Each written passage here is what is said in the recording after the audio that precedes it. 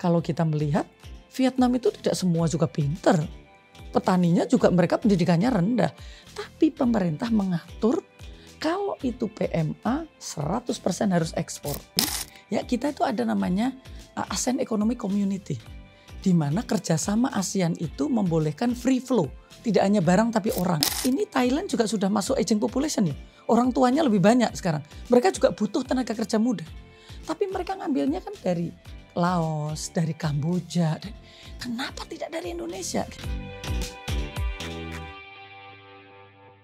Hari ini gue kedatangan Bu Henry.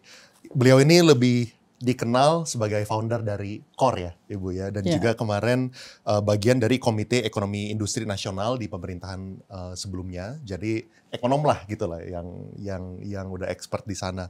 Nah yang pertama saya pengen bahas ini nih Bu. Kan ada observasi yang menarik ya dari saya gitu. Kayak beberapa tahun lalu ada data yang menunjukkan bahwa standard of living supaya kita bisa hidup di Jakarta tuh kita butuh duit berapa sih gitu. Angkanya tuh sekitar 14-an juta, hampir 15 juta gitu. Sedangkan kita tahu yang namanya UMP itu kan 5,4 gitu. Padahal yang angka hampir 15 juta ini adalah angka beberapa tahun yang lalu, dan kalau misalnya kita tarik inflasi lebih tinggi lagi gitu. Namanya biaya gitu kan. Kayak pendapat Ibu kayak gimana? Kenapa sih ada gap yang segitu besarnya gitu? Kenapa kita punya living itu segitu, UMP kita segitu? Ya, jadi sebenarnya mungkin ada yang sifatnya agak teknis. Misalnya kita perlu tahu metodologi BPS di dalam melakukan survei gitu. Apakah itu sudah mencerminkan sebagian besar, artinya namanya memotret. Kalau kita lihat di Jakarta misalnya, ini kan ada yang kelas sangat tinggi, ada yang kelas sangat bawah gitu. Nah, proporsional metodologi di dalam memotret itu juga menjadi sangat penting gitu. Itu yang pertama. Yang kedua, udah pasti lah Mas, kalau UMP pasti tidak akan mungkin mengikuti biaya hidup gitu, karena kita juga harus ada kesepakatan nih antara pekerja dengan pemerintah daerah dan juga apa yang disurvei oleh BPS. Mungkin BPS seluruh pengeluaran, tetapi di dalam UMP tidak gitu. Tapi intinya adalah bahwa memang sangat rendah UMP kita sebenarnya gitu. Nah, gimana cara kita menghadapi yang seperti ini? Sebenarnya itu yang jauh lebih penting. Karena nggak mungkin kan tiba-tiba UMP kita naikkan gitu. Sekarang ini mengikuti inflasi saja kan cukup berat. Karena memang pengusaha juga memiliki masalah di situ gitu. Nah, kalau kita melihat apa yang dilakukan negara-negara lain, mereka ini kan sebagian beban itu menjadi beban pemerintah Mas Leon. Jadi misalnya nih, kalau kita melihat tadi kenapa biaya hidup kenaikannya sangat tinggi gitu ya. Salah satu yang kenaikannya sangat tinggi adalah listrik misalnya. Untuk keluarga yang hidup di Jakarta, kota besar seperti Jakarta gini, nggak mungkin lah kita hidup tanpa listrik kan. Nah, jadi artinya mereka hidup dengan listrik bersubsidi nggak akan mungkin. Karena pasti dia harus punya kulkas, itu pasti. Dia harus punya mesin cuci dengan ruangnya yang kecil itu. Terus kemudian dia juga ada alat-alat lain yang itu harus menggunakan listrik. Nah, sehingga untuk biaya listriknya sendiri menjadi sangat mahal. Kalau di daerah mereka bisa pakai kayu bakar, mereka bisa dan lain sebagainya kan.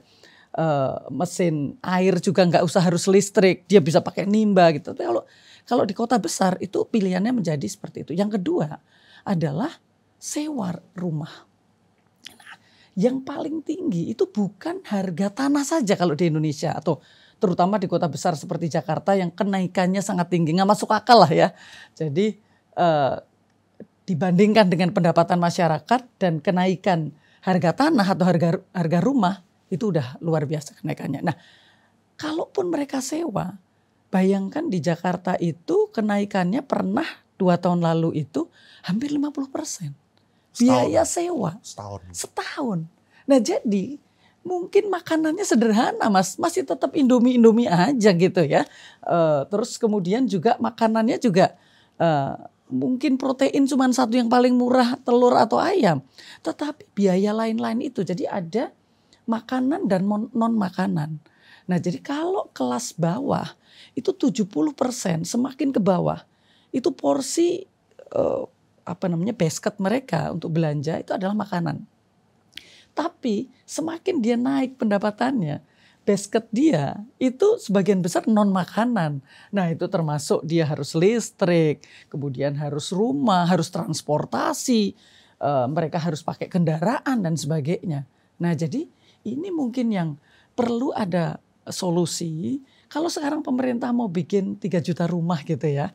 Kalau saya sih berpikir rumah sewa aja gitu. Untuk mengurangi beban kelas menengah bawah tadi. Sehingga dia walaupun tidak ada additional income. Walaupun pendapatannya tidak naik. Tetapi beban dia tidak naik terlalu signifikan gitu loh. Nah jadi kalau sekarang ini yang akan dibangun adalah rumah yang dibeli. Sekarang ini daya belinya aja sedang turun. Siapa yang mau beli mas? Tapi kalau itu adalah rumah-rumah sewa yang dibuat oleh pemerintah dengan sewa jangka panjang, itulah yang diperlukan menurut saya di kota-kota besar. Dan kalau kita melihat di Singapura gitu, mereka tidak segera memiliki rumah kan. Mereka sewa kan. Jadi HDB itu emangnya sewa, bukannya beli? Jadi ada yang mereka beli, ada yang sewa mas. Jadi kalau mereka yang beli, itu mereka sekali seumur hidup mereka mendapatkan subsidi rumah. Nah, tapi setelah dia mau beli rumah yang lebih bagus, dia harus tunjukkan dulu dia punya rumah yang lebih bagus tadi. Sehingga pemerintah tidak harus kasih subsidi terus-menerus. Tapi di Indonesia, satu orang bisa dapat subsidi berkali-kali karena dia bebas jual beli rumah subsidi tadi. Nah, jadi harus ada kalau kita bicara tentang biaya hidup gitu ya, kelas menengah gitu, memang solusinya harus lebih komprehensif. Kalau belum bisa meningkatkan tambahan pendapatan, kurangi dengan biaya biaya hidupnya gitu. Nah, ini kan menarik kan Bu, kan Ya. Bayangan saya di luar negeri juga banyak sekali semua negara lah ya mungkin menghadapi masalah yang sama gitu. Ya kan mereka warganya juga butuh bantuan gitu. Nah, tapi kan solusinya udah ada banyak contoh gitu kan, kayak contoh tadi di Singapura ya kan dengan HDB-nya mereka dan mereka pun peraturan banyak tuh yang kayak tadi misalnya kayak boleh rumah pertama. Abis itu misalnya yang saya tahu juga bahkan itu tidak boleh disewakan. Maksudnya mereka udah beli HDB yang disubsidi nggak boleh disewakan ke orang, itu untuk dipakai gitu kan. Jadi nggak boleh dibisnesin. Maksudnya ini kan polisi-polisi kebijakan-kebijakan yang masuk akal gitu. Sehingga itu udah terbukti menolong di sana. Apa sih hambatannya kenapa di Indonesia kita udah ngelihat nih di luar negeri bahkan tetangga deket gitu kan. Kenapa nggak dicontek gitu apa yang bagus untuk diimplementasikan di sini? Hambatannya itu apa yang Ibu lihat? Banyak faktornya mas. Antara lain misalnya dianggap bahwa membangun rumah itu akan create job. Gitu ya. Jadi mari kita bangun rumah banyak-banyak.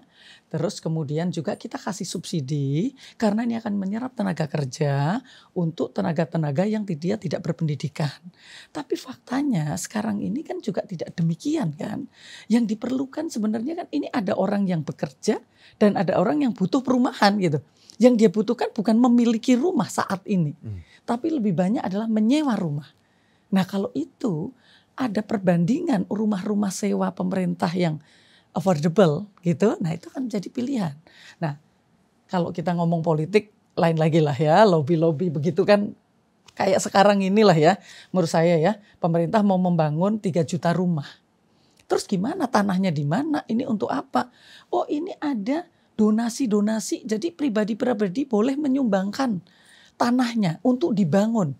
Duh, dibangun rumah itu nanti kalau negara itu kan ada pencatatannya. Jadi kekayaan siapa itu tadi rumahnya? Karena tanahnya tanah pribadi orang yang mau menyumbangkan, tapi bukan grant. Jadi terus kemudian ada yang menyumbang bangunannya, nyatetnya gimana? Gitu. Itu mau dijual atau disewakan berapa lama? Jadi menurut saya ini nanti suatu saat akan jadi permasalahan lagi. Ya, jadi kita tidak perlu tergesa-gesa. Tetapi itu tadi tanah-tanah negara yang dibangun, kemudian dana APBN.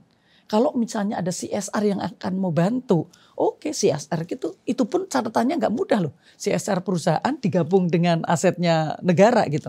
Nah jadi kita tetap harus memperhatikan hal-hal yang demikian. Nah jadi kalau tadi Mas Dilon bilang, kan contoh negara lain banyak, iya. Tapi itu tadi berbagai kepentingan, jadi ada nanti tanah saya tiba-tiba udah ada perumahannya nih. Kan ini jadi permasalahan lagi kalau seperti itu. Jadi saya rasa ini hal-hal yang kebijakan publik yang harus dikaji lebih dalam karena implikasinya itu akan sangat luas. Kalau kita bicara kebijakan bisnis, mungkin kita bisa menyelesaikannya kalau ada kesalahan lebih cepat. Tapi kalau kebijakan publik akan sulit. PPN 12%, ya kan? Dibatalkan last minute. Orang udah naikin harga, Mas, gimana mau kita bilang orang-orang tolong bapak-bapak diturunkan lagi dikembalikan? Tidak mudah. Jadi itu menurut saya hal-hal yang perlu difahami untuk hal itu. Betul, yang saya lihat juga kan kalau misalnya yang namanya membangun, apalagi kalau misalnya di Jakarta ini kan juga tanah kosongnya udah nggak banyak gitu kan. Betul. Sehingga pasti kan high rise yang dibangun. Iya. Dan kalau misalnya kita nggak bangun high rise, pasti dengan perizinan dan segala macam planning 2-3 tahun udah mungkin bisa dibilang bagus gitu, 3 tahun. Dan otomatis kalau misalnya kita kebijakan setiap presiden itu berubah terus, nggak jadi gitu. Kapan jadinya konsep kayak Singapura HDB kita gitu, itu juga gimana gitu? Apakah butuh grand plan yang dimatangkan lalu dieksekusi, tapi orang harus sepakat gitu, dan presiden-presiden selanjutnya atau gubernur selanjutnya juga harus sepakat bahwa ini adalah program yang baik. Gitu. Jadi sebenarnya kalau dari sisi planning, Indonesia itu kan punya rencana pembangunan jangka panjang 25 tahun, 20 tahun. Ada rencana pembangunan jangka menengah 5 tahunan. Tapi sekarang ini misalnya yang bikin RPJP dengan yang membuat 5 tahunan, ini pemerintahnya beda. Nah, jadi yang menjadi janji presiden itu kan 5 tahunan. Bisa jadi ini ada a gap dengan RPJP-nya. Terus kemudian ditambah lagi, walaupun ini udah ada RPJMN 5 tahunan gitu ya, nanti masih ada quick win, Mas. Tiba-tiba kagak ada di dalam rencana, wah ini kayaknya bagus nih kalau ada quick win ini. Nah itu yang kalau kita melihat quick win itu program-program yang sifatnya itu jangka pendek. Jadi tadinya kagak ada, tiba-tiba kayaknya ini penting nih dilakuin dulu. Itu butuh APBN, tentu saja butuh SDM, butuh kebijakan kan. Nah jadi kalau quick win itu dalam rangka misalnya tadi bangun rumah, 3 juta rumah, ini akan menjadi program jangka panjang gitu. Tapi dengan kebijakan yang tetap tidak boleh ada orang mendapatkan subsidi 2 kali. Nah misalnya yang kayak gitu. Jadi itu quick win untuk daerah-daerah tertentu yang memang mereka bisa melaksanakan itu dengan cepat. Bukan sesuatu yang tiba-tiba, wah ada rumah di sana nih. Jadi ini gak bisa nih 3 juta rumahnya yang di sini. Padahal planningnya sudah tahu nih. Ini perkotaan dulu. Tiba-tiba karena sekarang quick winnya adalah siapapun boleh menyumbang tanah. Akhirnya di daerah-daerah lain. Akhirnya muncul masalah. Transportasi mereka ke tempat kerja bagaimana. Nah jadi hal-hal yang seperti itu tuh yang semestinya tidak dilakukan. Jadi kalau di China itu tidak bicara UMP, Mas. Karena mereka sudah bicara dengan transportasinya itu dia dapat subsidi. Udah pasti. Kalau dia naik transportasi publik pasti dapat subsidi. Kalau dia tinggal di rumah subsidi, dia pasti akan dapat subsidi. Anaknya kalau sekolahnya di wilayah itu pasti dapat subsidi. Jadi itu kan opsional. Gitu. Tapi kalau mereka mau mengikuti aturan pemerintah kebijakan yang ada, cukup dengan gaji itu gitu loh.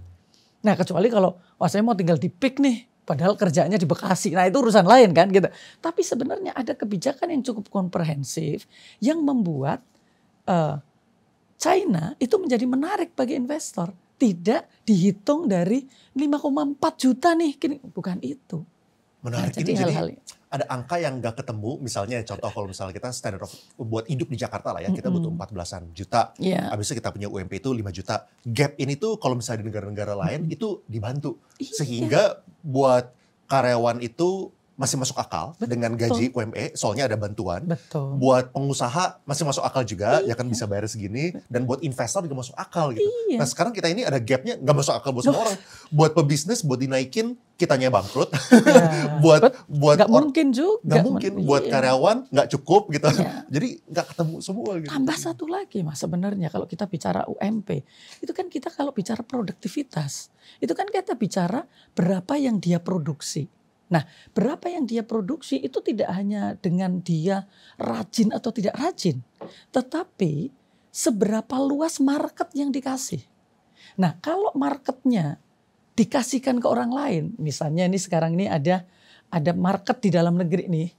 Kalau ini ada kebijakan perdagangan, kebijakan tarif yang menjaga sehingga pengusaha itu mendapatkan market, maka market dia tidak hanya 10 juta, tapi memungkinkan dia memproduksi 50 juta.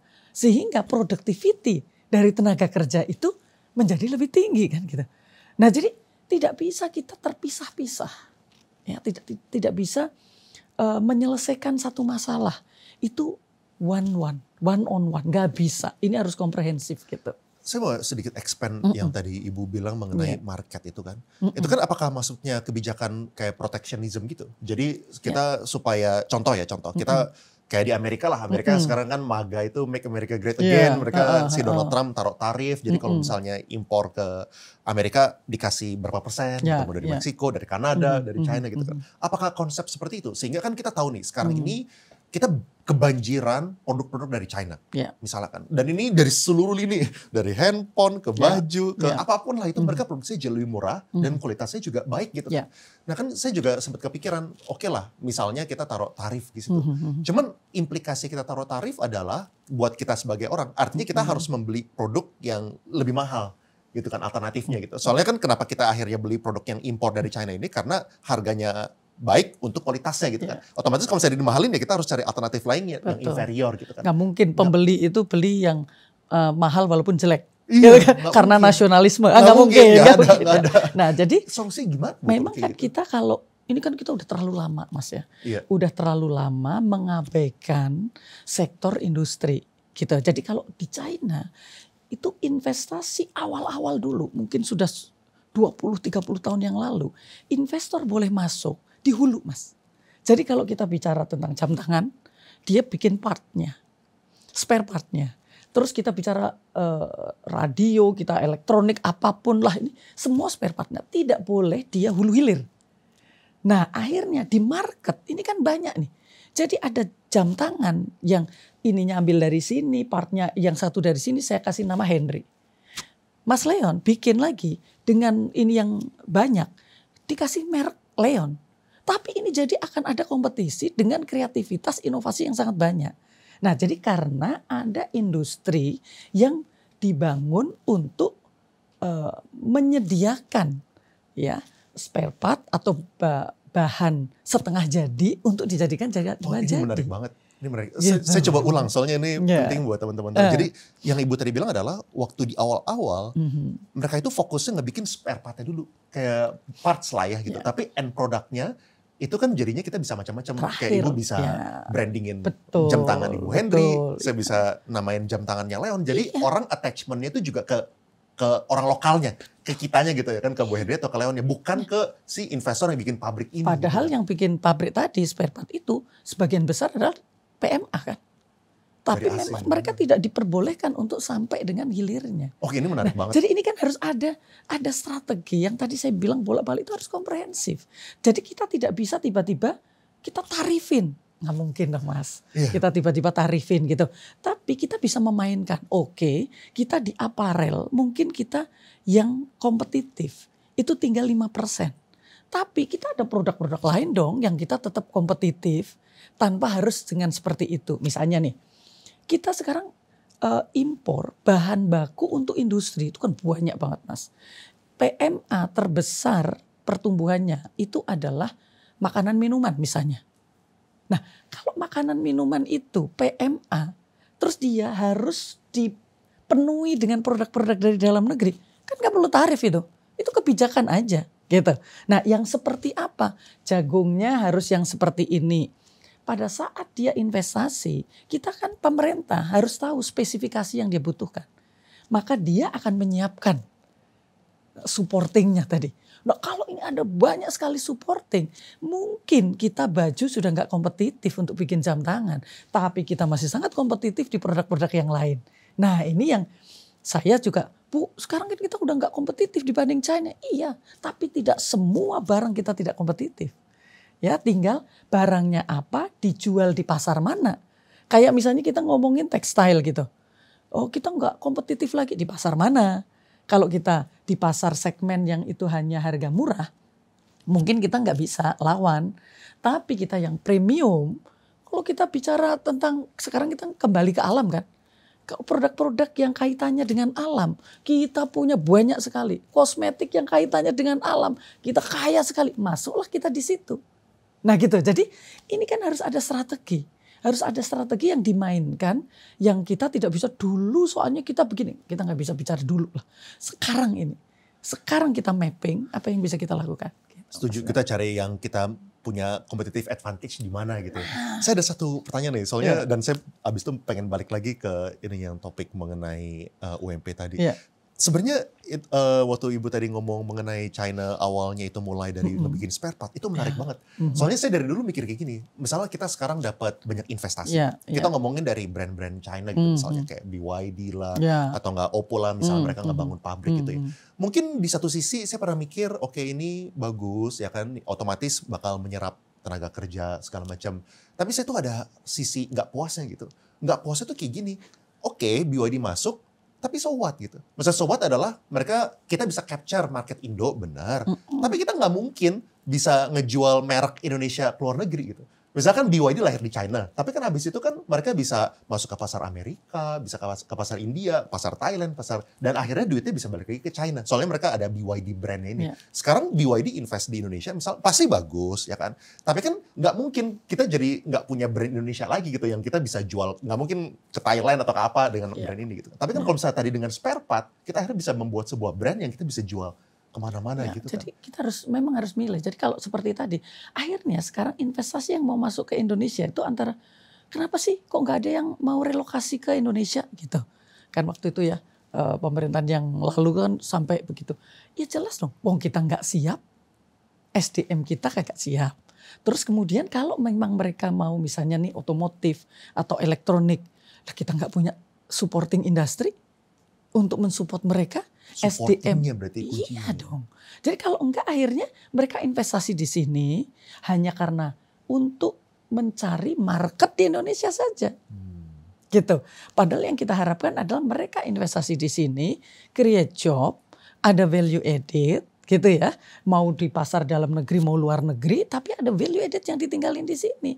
Nah, kita tidak siapkan tadi. Makanya kalau dulu tahun 90-an, tahun 2000-an itu kita mengenal teori flying geese kan gitu. Jadi kalau ada industri dari Jepang sudah nggak kompetitif, dia pindah kan relocate ke Singapura dulu gitu kan. Habis itu ke Malaysia. Habis itu kan mestinya Indonesia.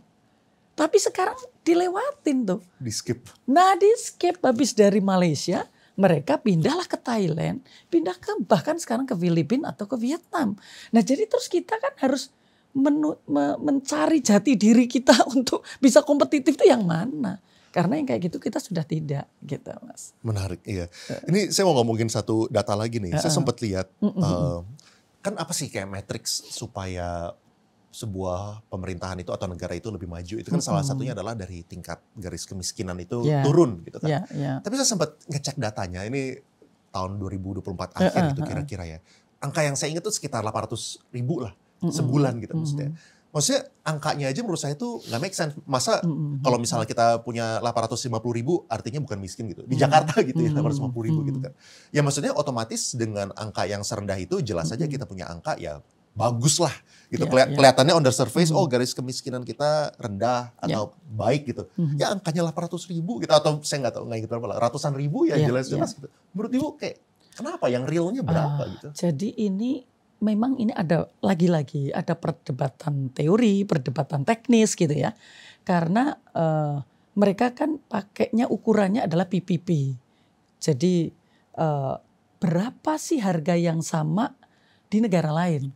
Misalnya kalau pisang di kita itu murah banget, ya pasti akhirnya garis kemiskinan kita rendah dibanding dengan di Amerika yang pisang satu aja mungkin $10 misalnya gitu. Nah jadi tapi tetap saja dengan cara perhitungan seperti itu pun, ini kan kita dengan survei tersendiri dari BPS, tetap tidak bisa cukup Mas, segitu Mas. Nah jadi sekarang ini kita sebenarnya kalau kita bicara, yang diselesaikan oleh pemerintah, sebagian besar adalah mereka yang ekstrim miskin atau miskinnya tuh ekstrim banget gitu. Nah itu diselesaikan dengan BLT. Jadi mereka udah nggak ngapa-ngapain, pokoknya spending mereka dibatasi dengan BLT aja. Nah ini yang kalau jumlahnya makin besar, satu APBN makin besar untuk menyiapkan mereka, yang kedua tidak ada demand karena mereka nggak mati, maksudnya tuh mereka ya bisa hidup, bisa bertahan hidup, tetapi hanya dengan pengeluaran yang sangat minimal gitu. Nah jadi kalau kita lihat angkanya, mereka yang miskin itu kira-kira mungkin 2%, tapi mendekati miskin itu 9%, Mas. Mungkin miskin 4, sekarang ini angka kemiskinan kita kan sekitar 8,57 lah. Itu jumlahnya 24 juta orang. Nah, tapi itu miskin. Nah, belum yang mendekati miskin. Yang mendekati miskin itu kalau misalnya ini garis kemiskinan, dia betul-betul di garis kemiskinan itu, di sedikit di atasnya. Begitu dolar menguat, rupiah melemah, terus kedelai yang mereka makan tahu tempe itu naik, mereka masuk ke kelompok miskin. Nah, jadi kita memang ada gap yang luar biasa. Jadi ada yang miskin segitu, kemudian kelas menengah kita yang selalu disebut-sebut sebagai kelas menengah, itu dari total jumlah penduduk itu yang kelas menengahnya sendiri itu 40%, tapi yang calon kelas menengahnya itu 44%, Mas. Jadi itu baru calon itu sudah 44%. Dia kagak miskin, tidak mendekati miskin, calon kelas menengah. Tapi definisinya itu sangat rendah. Calon kelas menengah itu hanya 2 kali garis kemiskinan. Kalau di Jakarta garis kemiskinannya sekitar hampir 600.000, itu berarti 1,2 juta. Itu sudah termasuk kelas menengah. Calon kelas menengah. 1,2 juta calon menengah. Kelas menengah. Sampai dengan 2 juta rupiah. Nah jadi ini kan kira-kira yang 4 garis kemiskinan lah. Baru nanti kelas menengahnya sendiri itu antara 8 juta sampai 9 juta. Nah jadi yang disebut dengan kelas menengah itu kita ini tipis banget. Dengan kalau dibandingkan dengan garis kemiskinan aja sulit untuk hidup kan, untuk bertahan gitu kan. Apalagi ini sudah disebut sebagai kelas menengah. Nah kalau kelas menengahnya sendiri tadi pertumbuhannya itu negatif, Mas. Makin lama negatifnya makin besar. Ya kelas menengah tadinya itu tahun 2018-2021 itu negatifnya kira-kira minus 8% tumbuhnya. Jadi kan berkurang. Terus 2013 ke sini itu makin jadi 8,5% negatifnya.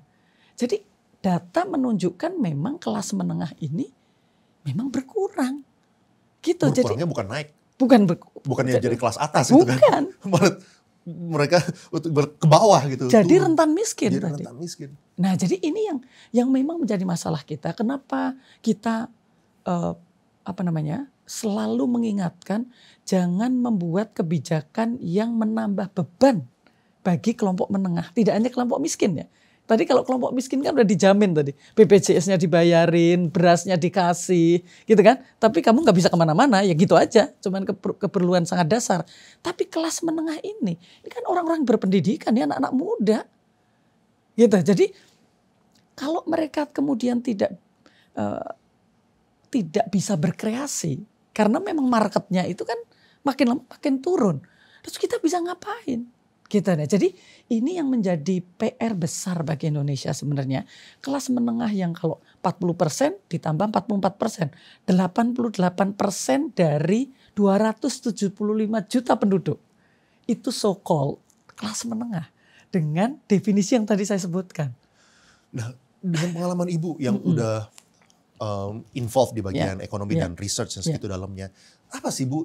Mungkin kita bahas beberapa kayak culprit utamanya lah ya yang menyebabkan justru kita ini bukannya kelas menengah bukannya naik, yang rentan miskin bukannya naik kelas, malah turun gitu. Penyebab utamanya itu apa? Apakah edukasi kah?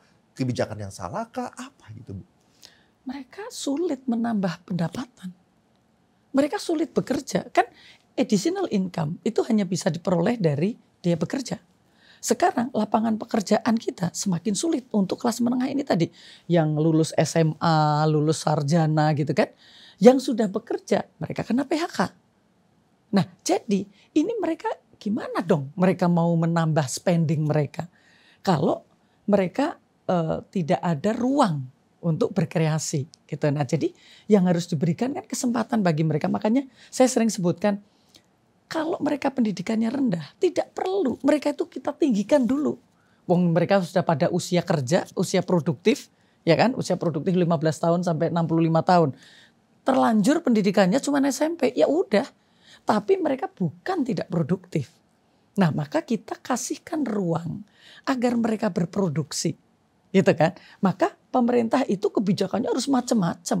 Termasuk dia jadi off taker. Kamu bikin deh produk ini, nanti saya off takernya. Sama dengan sekarang ini yang paling terkenal itu kan makan bergizi gratis. Pemerintah ada anggaran. Nah, ini anak-anak muda dengan berbagai bisnis dia di kuliner dan sebagainya. Kamu bikin deh paket makan bergizi gratis, saya yang beli, APBN. Nah, yang hal-hal yang seperti itu tuh yang harus dilakukan. Sehingga anak-anak muda itu ada harapan. Ada Apakah hope. yang sekarang terjadi seperti apa, Bu, untuk itu? Apakah maksudnya yang memproduksi itu bukan dari UMKM kah? Sekarang seperti apa? Ini kan baru ya, baru dimulai. Sementara dimulainya itu adalah pakai central kitchen. Central kitchen itu untuk 4.000 porsi. Nah, bayangkan kalau UKM untuk menyediakan 4.000 porsi, ya nggak bisa lah ya. Artinya suppliernya juga pasti supplier besar. Maka kalau menurut pemikiran kami itu harus didesentralisasikan seturun mungkin. Kan gak masalah anak saya yang dapat makan bergizi gratis, tapi saya juga yang masak. Jadi itu satu lingkungan. Gitu kan, dananya dari pemerintah. Tadinya saya masak di rumah, saya masak bareng-bareng untuk anak tetangga dan sebagainya. Nah, itulah yang nanti akan ada additional income. Nah, jadi pertama dimulai dari marketnya adalah mungkin makan bergizi gratis. Ada orang kemudian tertarik untuk bikin kolam ikan. Tertarik untuk bikin peternakan telur gitu. Karena akan ada marketnya, ada off takernya gitu. Setelah itu baru mereka berpikir lebih industri. Anak-anak muda ini, wah sayang kalau kayak gitu ya. Kenapa ayamnya ini kelebihan? Kita bikin deh ayam udah dibumbuin, kita frozen, terus kita ekspor. Marketnya tidak hanya ekspor itu tidak harus ke luar negeri, tapi kita bisa ekspor dari wilayah dia yang satu kecamatan atau satu kabupaten menjadi nasional atau ke luar negeri. Nah, ini ada pembelajaran lain yang bisa dilakukan. Gitu loh. Jadi pendekatan kebijakan untuk bisa mengikutkan semakin banyak anak-anak muda itu yang mereka pendidikannya rendah itu bukan berarti tidak produktif. Dan mereka hanya bisa menambah spendingnya untuk bisa naik kelasnya dari calon kelas menengah menjadi kelas menengah kalau ada additional income. Gitu. Makanya kalau kita masih juga impor jagung atau kita impor tepung, beras, padahal itu kan bisa diolah juga di kita. Yang kita perlu adalah off takernya. Gitu. Kasih market. Jadi off taker tidak harus pemerintah. Kalau pemerintah bilang perusahaan-perusahaan dalam negeri, kalau kamu menyerap produk-produk yang diproduksi dalam negeri tadi, tepung-tepungan yang sederhana, tepung kelapa, tepung tapioka dan sebagainya, kamu akan dapat subsidi pajak. Jadi subsidi pajaknya itu targeted. Tidak hanya pokoknya investasi akan diberikan kemudahan pajak. Siapa yang dikasih kemudahan? Yang mereka yang bisa mengakses akhirnya. Padahal mereka ini tidak ngerti untuk mengakses. Padahal kalau kita berikan tadi uang pemerintah yang terbatas tadi untuk lebih terfokus, nah ini akan ada harapan, Mas. Jadi yang saya itu mimpi kita itu adalah ada, kenapa namanya Core Indonesia itu Center of Reform on Economics. Itu kepingin ada reform di dalam pengelolaan ekonomi ini. Karena kalau kita melihat Vietnam itu tidak semua juga pinter. Petaninya juga mereka pendidikannya rendah. Tapi pemerintah mengatur kalau itu PMA 100% harus ekspor. Kalau itu investasinya para petani, dia dikasih market di dalam negeri. Kan yang penting kan pengaturan. Gitu. Masuk akal sebenarnya. Jadi banyak pilihan-pilihan kebijakan yang bisa dimainkan. Karena sebenarnya senjata pemerintah itu unlimited kan. Sekarang dimainkan kebijakan pajaknya, fiskalnya. Besok kebijakan perdagangannya. Besok kebijakan perindustriannya. Terus gitu. Terlalu banyak yang bisa dilakukan, Mas. Kalau itu kan tadi yang kita ngomongin buat yang market ke agriculture gitu Iya, kan. Nah, iya. kalau misalnya kita ngomongin dari segi yang middle income tadi deh, yang kelas menengah. Kayak kenapa sih tadi tuh kayak ya kita ngomongin PHK lah, intinya abis itu investasi asing itu nggak masuk lah. Kalau misalnya dari yang angle itu, kayak gara-gara apa alasan utamanya? Gara-gara banyak. Ya, misalnya. Misalnya sekarang ini ya, barang mentah di Indonesia, komoditas primer kita sebutnya, itu kalau diolah kenapa jadi nggak kompetitif? Karena listriknya mahal, karena biaya logistiknya mahal, bahkan biaya regulasinya saja mahal. Nah, jadi akhirnya orang berinvestasi di Indonesia ngambil saja ekspor. Akhirnya kita yang dulu tahun 90-an, 2000-an, itu yang kita ekspor 65% itu adalah manufacturing product. Tapi sekarang 60%-nya itu adalah komoditas primer yang belum diapa-apain, Mas. Karena apa-apa menjadi tidak kompetitif. Itu satu. Yang kedua dari sisi kebijakan perdagangan. Nah, sekarang kalau perdagangannya tidak diatur, bagaimana orang akan memproduksi sesuatu? Ya misalnya, bahkan sekarang misalnya tekstil. Datangnya aja impornya bulk, Mas. Bukan berapa meter, berapa yard yang gitu-gitu. Enggak, ini udah pakai kiloan. Kiloan dalam arti yang lebih besar gitu kan. Nah, jadi kan gak ada, itu by product. Dan kita tahu di China itu memang pemerintahnya memaksa untuk terus berproduksi agar orang tetap bekerja, agar tidak ada social problem, tidak ada political problem gitu. Nah, kita menyiasati itu dengan seperti apa? Kalau kita diem-diem aja, kebijakan perdagangannya juga gitu-gitu aja, kebijakan biaya masuknya juga gitu-gitu aja, ya udah kita jadi tempat untuk apa tadi produk-produk mereka untuk digelontorkan ke kita. Gitu. Nah, jadi memang kalau kita melihat banyak negara, Mas, itu pemerintahnya tidak hanya bikin regulasi, tapi mereka itu betul-betul hands on. Mereka itu turun. Jadi mereka membuat seperti tadi misalnya, oh gimana ya caranya ya agar UKM-nya itu produknya bisa diserap. Oh kalau sekarang nggak bisa, oke kalau gitu kamu bantuin dong. Biar bisa diserap, itu seperti apa? Tidak, ya nggak bisa diserap ya gimana lagi? Kan nggak bisa kayak gitu. Regulasinya memang tidak memungkinkan. Buat regulasi yang memungkinkan itu diserap. Kayak misalnya beras ya. Beras itu bisa dibeli Bulog. Kalau dia kandungan airnya sekian. Kalau yang pecah sekian. Kalaunya terlalu banyak. Sementara petani tidak dibekali dengan teknologi sederhana agar kandungan airnya itu turun atau yang pecah itu tidak banyak karena mereka ininya aja cuma pakai tradisional. Jadi kan harus ada pembelaan gitu.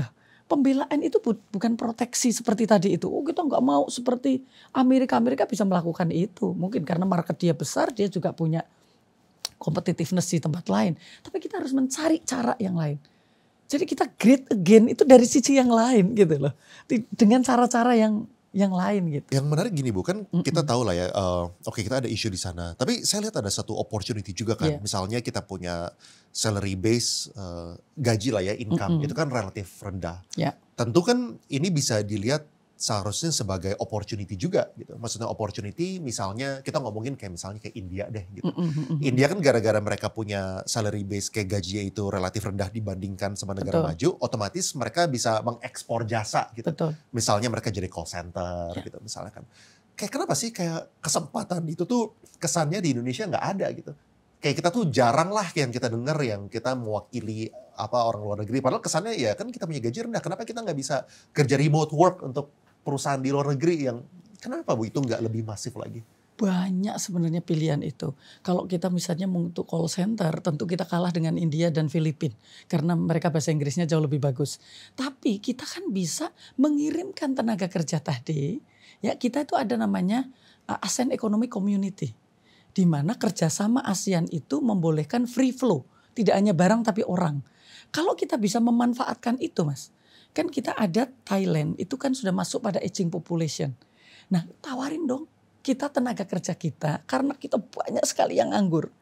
9,9 juta anak muda itu dia tidak ngapa-ngapain. Sekolah enggak, kerja enggak, training enggak gitu. Nah kalau mereka disuruh dikirimkan untuk bekerja di tempat lain dulu kan enggak masalah. Karena kualifikasi kita tidak yang mereka IT friendly gitu kan, SDM-nya.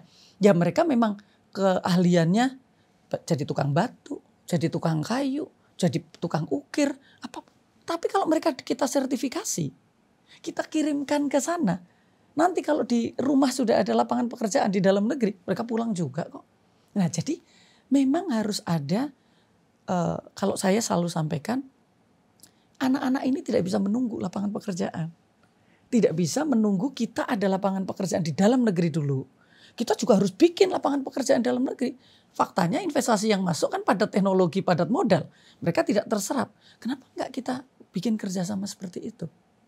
Nah, jadi kalau mereka tersertifikasi, maka mereka akan dapat pendapatan yang jauh lebih tinggi. 2-3 kali lipat di negara lain. Nah itu yang dilakukan oleh Jerman. Tidak semua harus jadi sarjana. Tapi mereka SMK-nya itu adalah SMK yang betul-betul menguasai sesuatu dan certified. Nah jadi yang seperti itu bisa dipakai di dalam negeri, bisa di luar negeri. Nah Indonesia kan berarti banyak tuh yang bisa kita lakukan dengan kayak gitu. Nah jadi beda, semangatnya sama dengan tadi yang dilakukan oleh India, dilakukan oleh negara-negara yang tenaga kerjanya banyak. Kalau di China kan mereka banyak juga yang dikirim ke kita kan, kerja di tambang dan sebagainya. Kita juga punya. Kita punya keunggulan tuh di apa? Di services, Mas. Misalnya Jepang.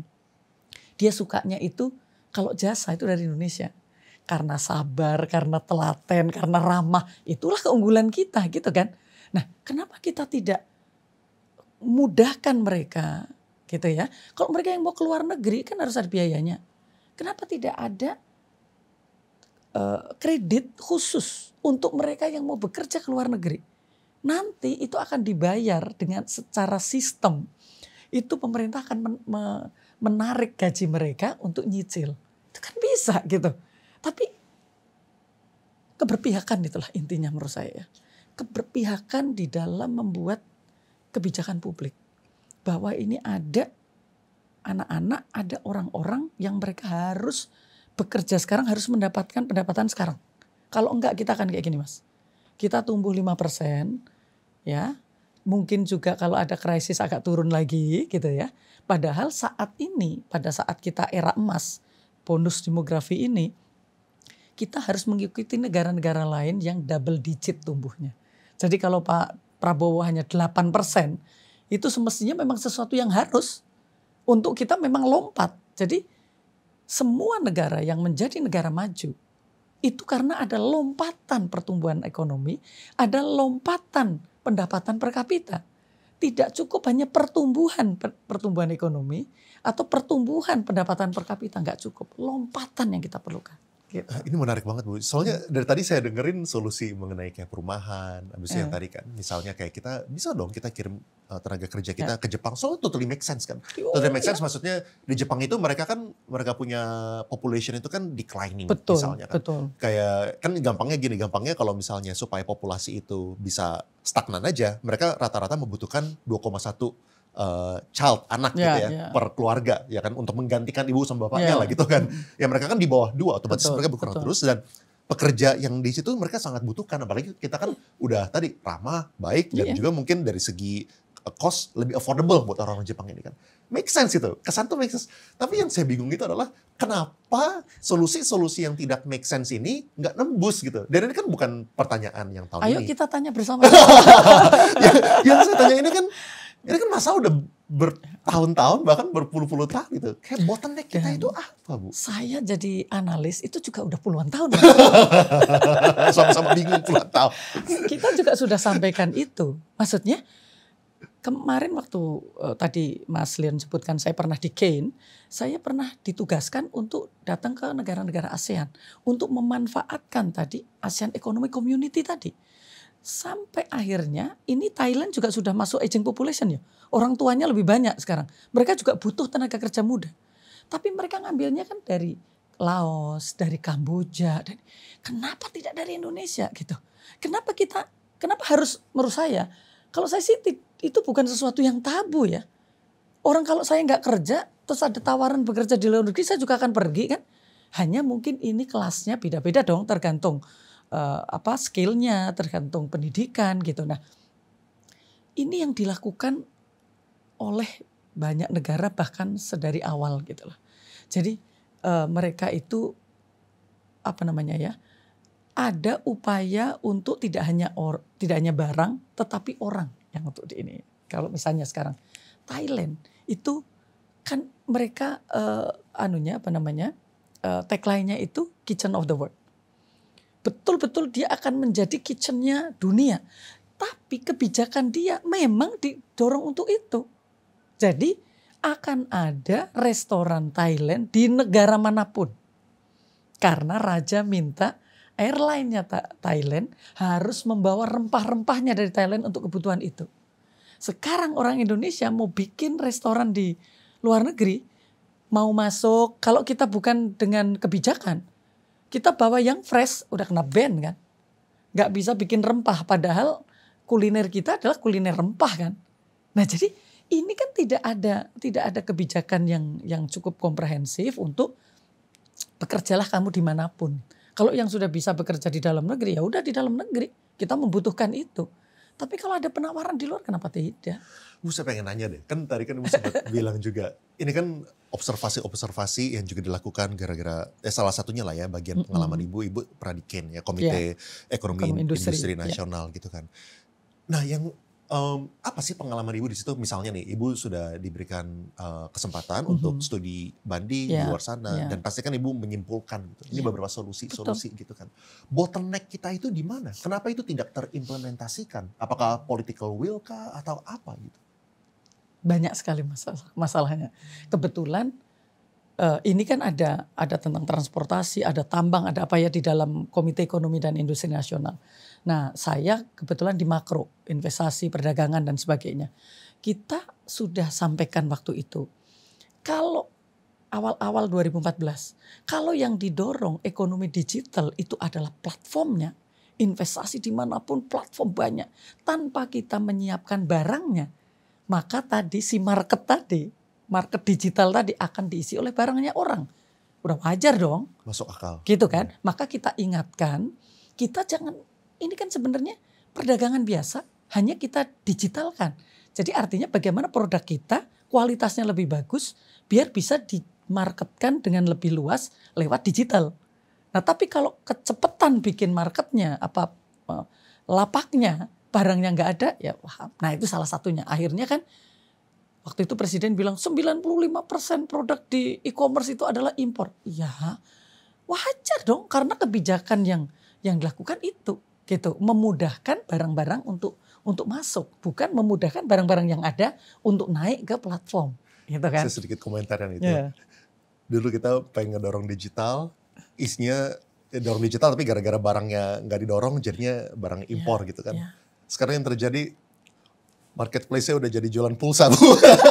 Jadi gimana? Dulunya nggak dapet. Saking nggak ada ini, makanya itu. Jadi ini teori-teorinya jadi nggak bisa kita implementasikan ya yang semestinya ada. Nah jadi itu mungkin satu hal ya yang bisa terjadi. Yang lain yang sudah dilakukan oleh KEN misalnya, kita harus ada kreativitas di dalam mendorong investasi.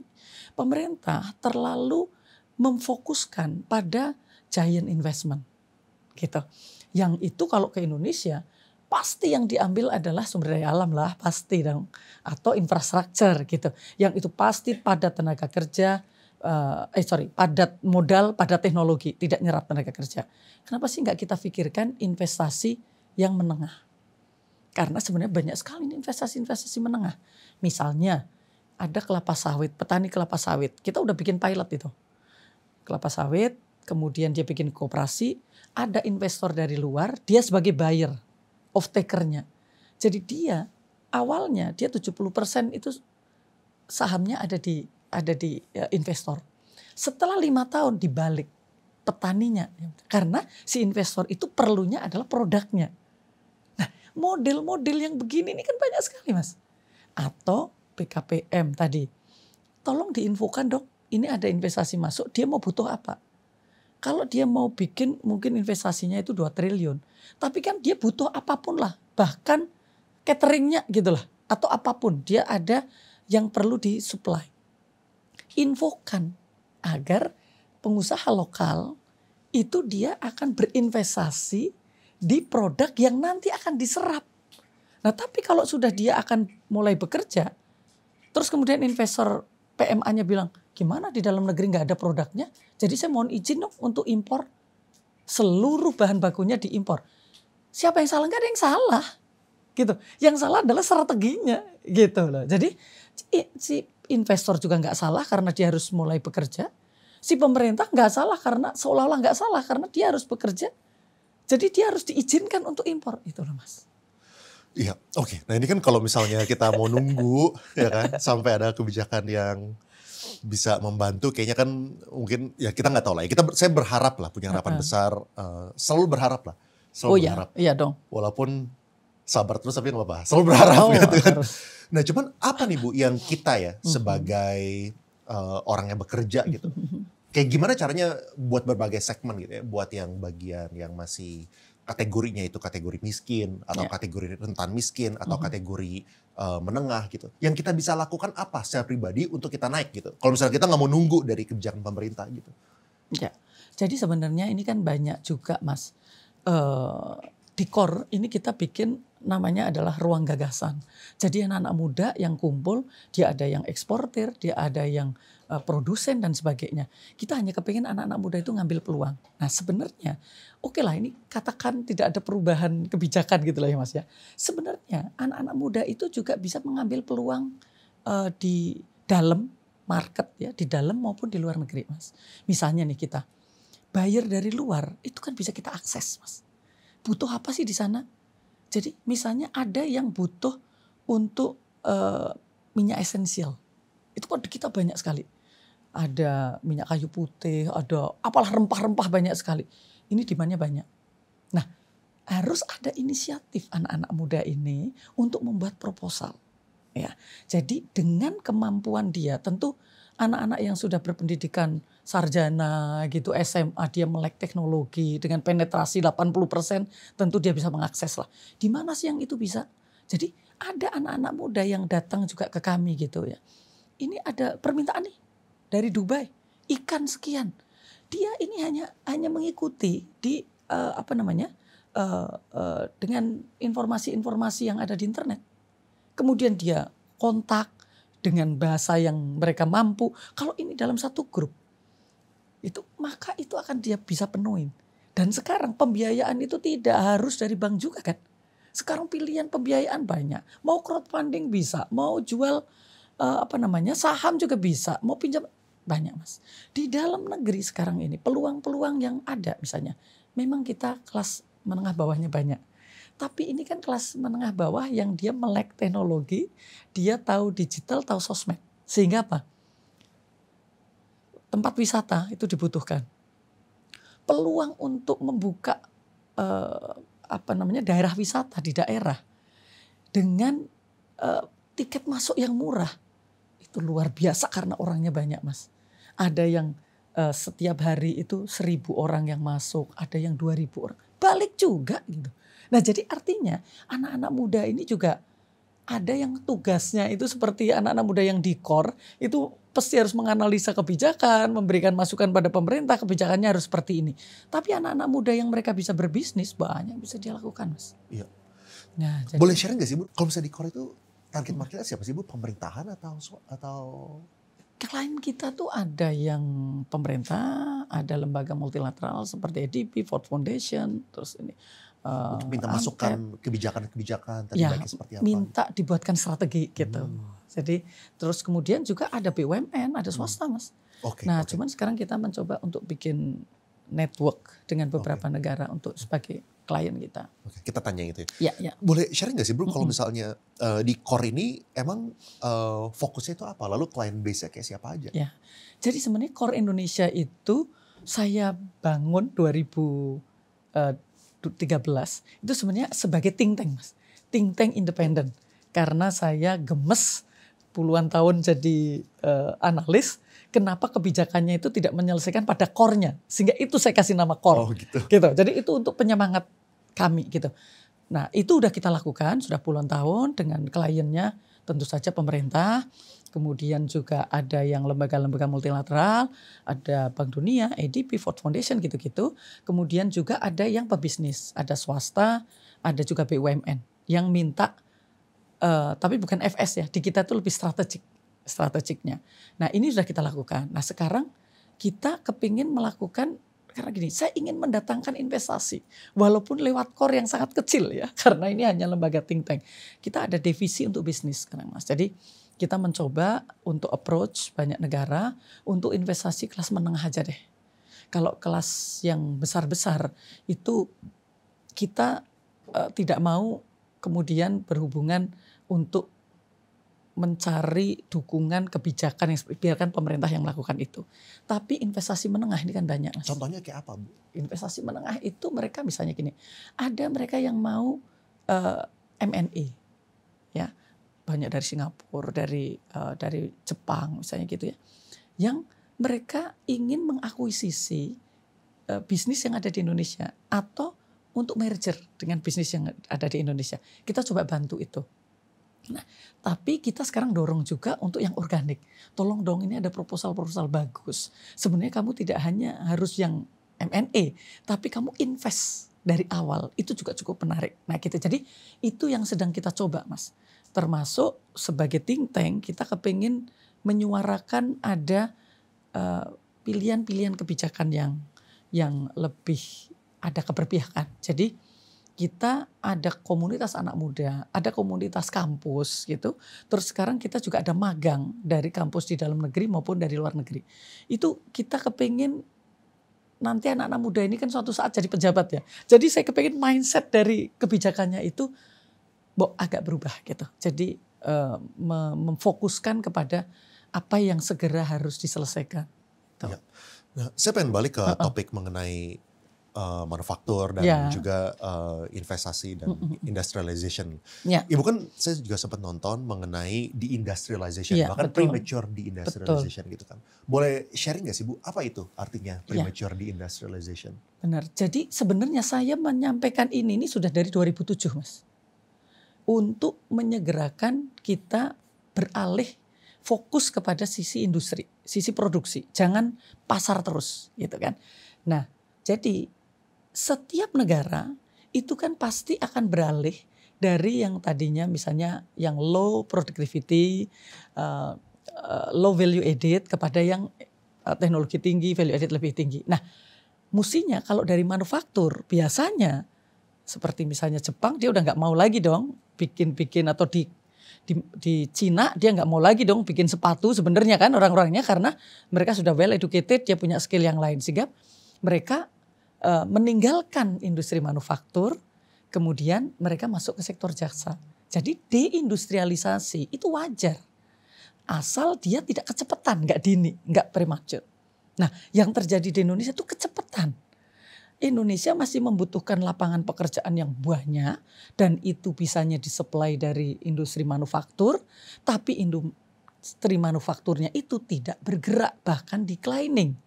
Tadi di awal saya sudah contohkan, jadi 2002 kira-kira itu porsi dari industri manufaktur atau sektor manufaktur itu masih 32%. Sekarang ini tinggal 18,8%. Anak muda mau kerja di mana kalau industri manufakturnya itu tidak bergerak? Nah, kenapa kok di negara lain itu kayak di Korea Selatan mereka hanya butuh 7 tahun untuk menjadi kelas menengah negara maju, karena anak-anak mudanya itu diminta untuk dikasih lapangan seluas-luasnya memproduksi sesuatu gitu. Nah di kita itu tidak, sehingga anak-anak ini mau kerja di mana? Maka deindustrialisasi yang dini ini yang menjadi musuh kita. Nah makanya terus kemudian pemerintah menjawab dengan hilirisasi, artinya dari tadinya mentah dibuat industri downstreamnya, industri turunannya atau dihilirkan sampai dengan sangat hilir gitu kan. Sayangnya hilirisasinya itu kan baru di mineral, tambang dan mineral yang itu pasti padat modal dan teknologi, dan kemudian tidak ada strategi industrinya sehingga one step ekspor atau smelter saja ekspor lagi. Nah kita mestinya bisa melakukan industrialisasi di berbagai sektor. Kalau tadi basisnya adalah sumber daya alam tambang, kita punya sumber daya alam yang lain. Ada hutan, ada laut, ada pertanian, ada kita hilirkan. Makanya contoh sederhananya, kita kalau selalu ribut dengan inflasi karena penyebabnya adalah cabai, hanya karena cabai tidak diawetkan, cabai tidak diolah, cabai tidak dibuat pasta, cabai tidak dikeringkan gitu. Nah itu sebenarnya kan industrialisasi yang sebenarnya bisa dilakukan oleh anak-anak muda di desa-desa, Mas. Nah ini yang mimpi kita itu adalah untuk menyiasati ini. Maka solusi bagi Indonesia adalah revitalisasi industri existing kita revitalisasi dan industrialisasi yang baru. Gitu. Jadi kalau di desa-desa bayangkan kita ini kalau cabai dikeringkan kan setelah itu bisa kita nggak usah keringkan lah, diawetkan saja, Mas. Ada teknologi yang bisa kita beli, bahkan kampus bisa bikin, diawetkan bisa awet 1 tahun. Inflasi tidak akan terganggu karena sudah diawetkan. Value added juga ada. Petani pendapatannya tidak terus turun. Nah jadi gimana caranya menciptakan nilai tambah karena itu adalah create job. Itu akan create spending masyarakat.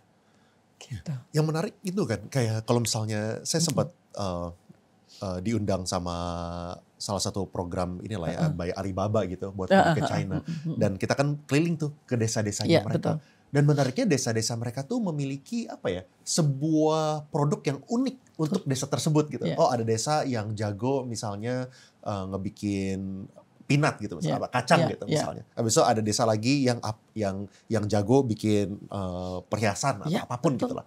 Nah dan mereka ini didukung sama biaya transportasi dan logistik yang sangat-sangat murah. Jadi buat mereka dari desa ujung sini ke desa ujung sana itu biaya murah sekali gitu. Sedangkan di kita kan masih tinggi gitu kan. Nah kira-kira apa ya? Kayak kan yang saya lihat kemarin juga kan ada yang namanya kebijakan BUMDes kalau nggak salah. Nah itu kan kayaknya ke arah sana tuh. Wah kita harapannya nanti ada desa-desa yang bagus yang bisa memproduksi sesuatu yang bagus.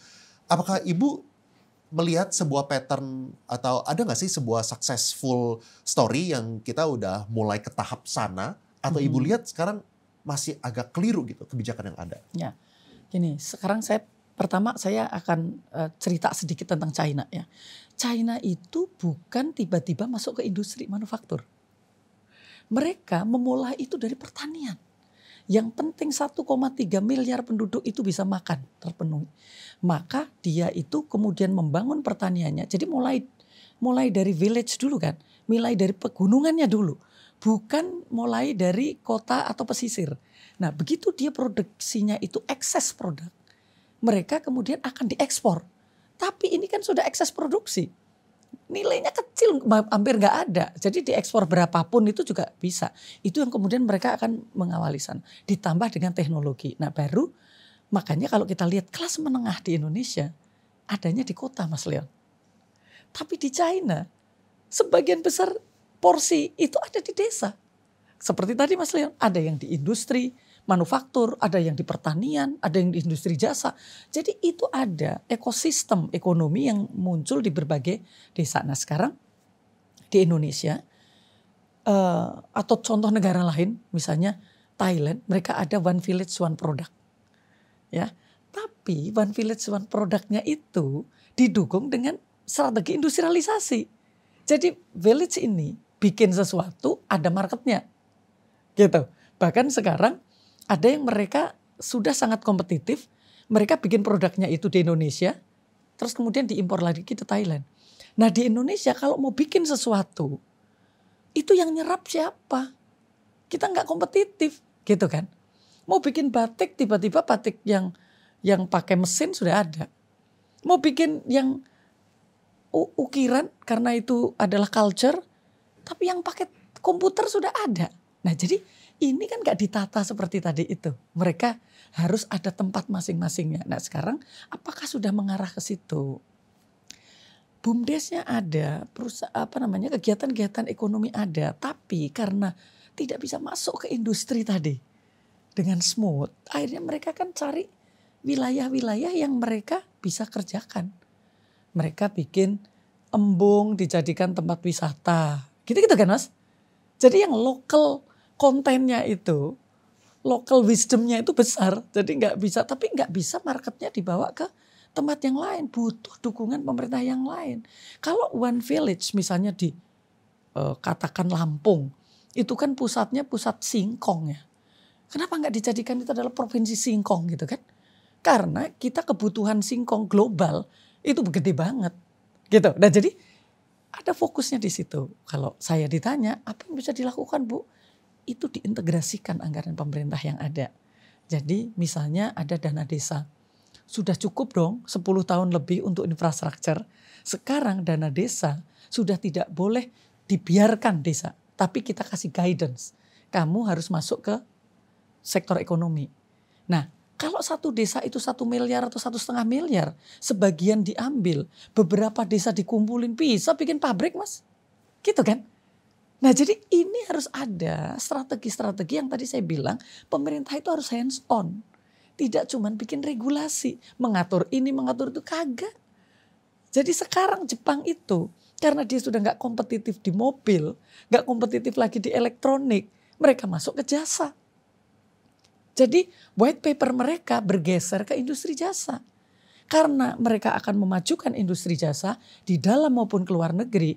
Maka kampusnya itu juga yang dibuka adalah prodi-prodi atau jurusan-jurusan yang kaitannya dengan sektor-sektor jasa. Gitu. Integrasi jadi ya, udah dipikirin gitu. Jadi kan ini harus jadi satu. Kalau enggak ya berhenti aja di situ. Nah ini yang kita perlu untuk memulai yang kayak begitu. Artinya kita cukup jujur. Itulah yang terjadi sekarang. Ayo kita koreksi. Gitu. Koreksi tentu tidak tiba-tiba dari 5% besok langsung 8%. Tentu tidak. Kita pasti ada prasyarat-prasyarat yang harus dilakukan. Tidak kemudian tadinya kita sekian tahun tidak produksi. Jadi kita impor. Tiba-tiba dilarang impor. Itu yang tidak benar. Kita harus ada kebijakan transisi dong. Kamu nggak boleh impor mau produk dalam negeri nih. Di mana siapa kompetitif kagak. Kan ada gitu-gitunya. Nah itu yang. Pokoknya saya seperti Mas Lon lah. Gimana caranya kita harus optimis. Punya hope gitu lah. Iya. Tapi kelihatannya Ibu udah bersabar lebih lama dari saya. Iya. Kalau saya agak gemes tapi ya Ibu kayaknya udah gemes udah lebih lama lagi. Iya kan makanya kelihatannya make sense itu kan. Kelihatannya kita butuh strategi yang tepat gitu kan. Lalu dieksekusi sama berbagai badan lah ya yang sinkron terhadap sebuah strategi ini gitu kan. Kalau misalnya Ibu dari observasi Ibu ya, dari yang kemarin-kemarin gitu ya. Ini tentu saya ngomong ini bukannya untuk pointing finger, itu udah gak penting. Yang penting kan kita kan pengen sama-sama belajar untuk edukasi buat kedepannya kayak gimana gitu kan. Gitu. Ya kan harus apa gitu kan. Kalau misalnya Ibu lihat yang kemarin-kemarin, isunya ini apa? Apakah strateginya itu yang yang kurang tepat sehingga berubah-berubah atau enggak ya isu di mana? Atau strategi ini udah benar? Tapi dari segi eksekutornya ini nih pihak-pihak tertentu berbeda-beda, kepentingan mereka beda-beda gitu. Jadi tidak menjalankan strategi yang tepat. Gimana Bu? Kalau menurut saya dua-duanya. Jadi yang kita perlukan itu kan strategi yang komprehensif. Nah strategi yang komprehensif itu adanya di mana? Misalnya sekarang Mas, kalau kita lihat kementerian dan lembaga itu Menko-nya itu kan sendiri-sendiri. Menko perekonomian, terus Menko kesejahteraan, yang di situ ngurusi pendidikan dan sebagainya, di sini ngurusin ekonomi, ngurusin Kementerian Tenaga Kerja. Kalau tadi kayak contoh di Jepang, gimana tuh cross Menko-nya? Gitu. Kalau saya ditanya, mulai dari tanya Pak Jokowi, ditanya sama Pak Prabowo, yang saya bilang Menko-nya itu adalah Menko prioritas. Prioritasnya mau apa? Jadi nanti dia bisa lintas kementerian. Karena itu yang dia butuhkan. Saya butuh tenaga kerja yang kualifikasinya kayak begini. Lulusan ini. Sekarang kan enggak. Bahkan yang diperebutkan anak-anak itu LPDP. Ya kan? Kan enggak ada. Dia mau sekolah jurusan apa, pemerintah enggak kasih guidance. Hanya pokoknya sekolah terbaik. Kita bisa lah untuk second layer university juga enggak masalah. Yang penting kita butuhkan gitu kan. Nah tapi ini kan kita tidak. Jadi mereka pulang terus masuk kemana nih? Gitu udah anak-anak pinter nih. Padahal kalau dia sekolah di tempat yang kita perlukan, oke. Itu menjadi APBN yang digunakan untuk menyekolahkan menjadi bermanfaat untuk mendorong itu. Nah, jadi strategi komprehensifnya itulah belum ada. Ditambah kita tahulah ya ada kepentingan-kepentingan jangka pendek. Saya ngerti betul-betul dijelaskan. Oke. Ada kepentingan-kepentingan jangka pendek, bahkan kelompok yang kemudian sangat mengganggu arah pembangunan ekonomi kita. Gitu, misalnya kita punya sumber daya untuk membangun petrochemical, industri basisnya adalah petrochemical.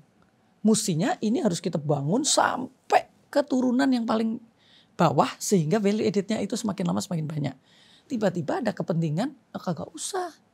Kita impor saja yang sudah jadi. Karena lebih murah kalau impor kita dari sini. Berubahlah kebijakannya. Itu tidak 1, 2, 3, 4, 5 kebijakan yang kayak begitu. Nah jadi memang sekarang ini ujian. Ya. Kita punya harapan tetapi juga kita punya kekhawatiran. Gitu. Harapan karena potensi kita sangat besar, kita bisa dimulai dari manapun karena sebenarnya ini lahan kosong gitulah Indonesia itu. Mau memulai dari pertanian ya bisa, mau memulai dari tambang ya bisa, kita mulai kan sebenarnya banyak sekali. Beda kalau dengan Singapura. Itu Singapura nggak bisa kemana-mana ya. Maksudnya saya sering menganalogikan Singapura itu adalah apartemen mewah. Tetapi itu tidak punya kamar. Ya, jadi kalau Indonesia itu rumah sederhana tipe 70. Ruangannya banyak. Kamarnya ada 3, ada dapur. Jadi kalau tidak bisa di sini, di sini. Di sini peluangnya di sini. Kalau di Singapura nggak bisa. Gitu. Nah jadi ini yang kita lupa. Seolah-olah kita itu membuat kebijakan seperti kita Singapura. Enggak, kita itu tipe 70 tadi. Yang nggak bisa di sini, ada peluangnya di sini. Nggak ada di sini dulu. Gitu. Tadi Ibu sempat mention juga bahwa Indonesia itu butuh lompatan gitu Ya. kan. Bahkan 8% itu adalah kalau bisa itu udah seharusnya kita seperti itu kan. Ya. Tapi menurut observasi Ibu ya, bahkan kalau misalnya 8% ini, apakah itu even reasonable gitu? Dengan apa yang kebijakan dan policy-policy yang udah ada. Kok saya kesan saya dapat adalah, kan contoh kalau misalnya kemarin kan targetnya 7% gitu kan. Tapi kan tercapainya cuma sekali lah waktu COVID itu. Setelah COVID itu kan, kita mulai dari low base gitu. Menurut Ibu gimana? Apakah 8% ini sesuatu yang kita itu bisa lihat optimis, ini tuh actually kita bisa capai loh gitu, atau gimana? Banyak teman-teman saya ekonom itu juga nggak percaya bahwa mengatakan bahwa ya memang jatah kita 5% lah. Tapi kalau saya sepakat itu akan 5% kalau tidak ada perubahan. Kita akan bisa di atas 5%, mau 6%, 7% kalau semua digerakkan, Mas. Ini kan banyak resources, termasuk sumber daya manusia ya. Resources yang tidak digerakkan. Gitu. Jadi kalau mereka itu kita gerakkan dengan kebijakan, dengan kemampuan pemerintah, dengan kekuatan swasta, ini bisa kok, Mas. Jadi misalnya kita mau ekspor nih buah-buahan. Kita buah-buahan kan luar biasa nih. Mangga. Yang tidak bisa kita miliki adalah satu, kita nggak bisa nembus. Artinya perlu lobby dong dari pemerintah. Untuk lobby agar buah kita bisa masuk ke negara situ. Yang kedua kita perlu teknologi dong untuk gradingnya. Ya, jadi yang kecut ya kecut. Kalau yang asem, yang manis ya manis. Yang gede sama yang kecil gitu-gitu. Terus yang di sini ada dong teknologi di pertaniannya gitu. Nah jadi kalau itu dari pertanian satu aja. Hortikultura, buah-buahan dari satu. Ini akan ekspornya kemanapun. Karena buah kita mangga itu jenisnya kita mungkin gak bisa hitung. Gitu. Nah tapi itu potensi tinggal potensi. Saya ditanya buyer dari Eropa. Oke, saya mau invest ke tempat kamu. Untuk kamu pilih apa? Mangga deh, saya bilang gitu. Kamu punya nggak selai mangga, jam mangga? Kagak ada, Mas. Itu paling sederhana kan mestinya kan. Aduh, iya juga ya. Bahkan sekarang untuk bikin jus saja sebagian masih diimpor buahnya. Nah, karena apa? Dari kita pasca panennya itu kan juga tidak ada teknologi. Ya, yang itu sebenarnya kan lapangan kerjaan semua itu. Lapangan pekerjaan semua di situ gitu. Jadi menurut saya kalau kita business as usual seperti ini saja, ya jangan bermimpi 8%. Kalau mau 8% ada syaratnya. Gitu. Kalau syarat itu dikerjakan, baru punya harapan tuh untuk menuju 8% gitu.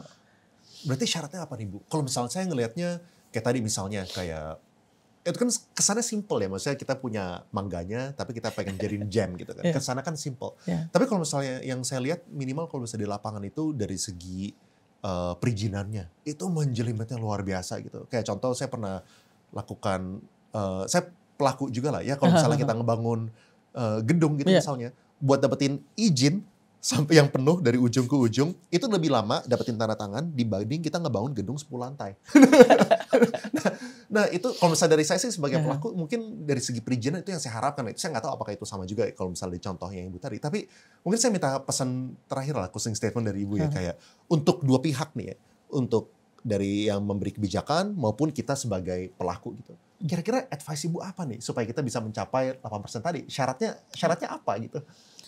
Sebelum saya menjawab, saya sampaikan selalu bahwa pada saat krisis 2008, China punya kebijakan untuk memproduksi di dalam negeri, diekspor silahkan ke Asia, dan yang akan membayar bukan importirnya dulu, tetapi ekspor banknya China. Itu saya tanya, kenapa kamu bisa punya kebijakan seperti itu? Dia jawabnya adalah, kami bekerja 100 jam per minggu antara pemerintah dan pelaku usaha.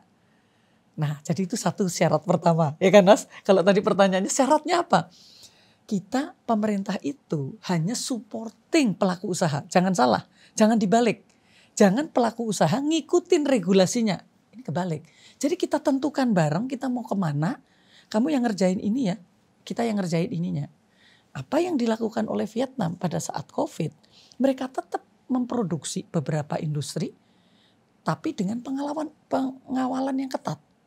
Karena produk ini diperlukan di dunia untuk ekspor. Maka pemerintah menjaga ketat tenaga kerja yang ada di sini karena dia harus tetap produksi untuk menjaga ekspor kita. Nah, itu kan gak bisa untuk rapat 2 jam, Mas. Gitu. Jadi ini nanti akan muncul dengan strategi yang komprehensif itu. Pak, saya bisa ekspor tadi mangga, tapi saya perlu kebijakan ininya. Oke, saya akan selesaikan dengan gini. Gitu kan? Nah, jadi kalau itu dilakukan dari pusat sampai ke daerah, semangatnya adalah semangat memproduksi sesuatu. Gitu. Jadi kita harus memproduksi sesuatu yang tidak ada marketnya, ya diciptakan marketnya, gitu kan? Yang sudah ada marketnya, ya kita tingkatkan kualitasnya. Sehingga ini. Jadi ada mapping untuk market kita. Jadi ini ada mapping. Kalau sekarang ini kan dari mungkin udah 20 tahun. Market kita itu ya hanya 5 negara itu. Kita nggak bisa pindah ke negara lain. Karena yang kita jual makin lama makin komoditas primer.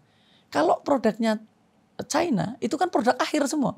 Jadi nggak laku di sini pindah ke sini. Lah Indonesia, batu bara nggak laku di Cina. Nggak bisa dijual ke tempat lain kan, nggak bisa di Singapura, nggak bisa di Malaysia gitu. Nah jadi kita harus ada matriks itu. Dan kemudian biarkan itu si masyarakat itu melihat itu tadi loh. Jadi dia ada harapan, oh jadi saya nih kalau bisnis ini yang akan nyerap si ini. Tapi disiapkan betul-betul kebijakannya. Tidak kemudian malah justru bentrok gitu, artinya seperti sekarang ini kan belum menyelesaikan secara tuntas ya. Jadi harusnya dari A sampai Z-nya, end to end. Apa yang diperlukan, apa yang ini terus dikerjakan sampai kejadian. Gitu. Tapi kalau cuma sebagian-sebagian nggak bisa. Jadi saya rasa anak-anak muda itu punya semangat, punya harapan gitu. Dan mereka juga bukan anak yang malas kok menurut saya. Kalau ada peluang untuk menghasilkan sesuatu, mereka pasti mau. Tapi karena sekarang peluangnya itu yang dia bisa hanya bikin konten YouTube gitu ya. Atau dia hanya membuat sesuatu yang nilai tambahnya tidak tinggi, ya itulah yang dia lakukan. Tapi kalau kita berikan kanal, kamu bisa melakukan ini, itu value, saya yakin tidak harus pendidikannya tinggi. Dia pasti willing untuk bekerja keras gitu sih Mas. Jadi kebijakan-kebijakan yang sesuai lapangan lah ya, yang mendukung juga gitu, membantu dan bukan dibikin lalu pengusaha harus mengikuti. Setuju. Jadi lucu, kita pernah bikin analisa di Ken ya.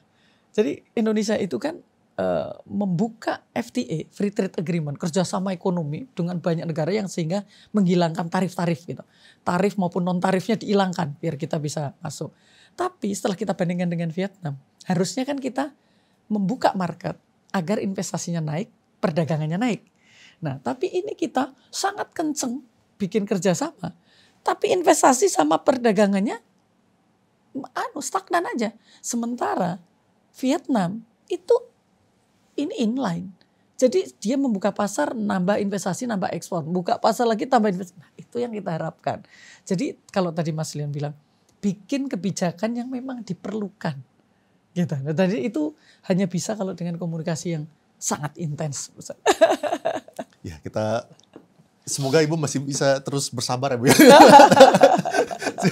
Ya, terima kasih banyak Bu atas waktunya Sama-sama, untuk sharing-sharing. Terima kasih banyak undangannya.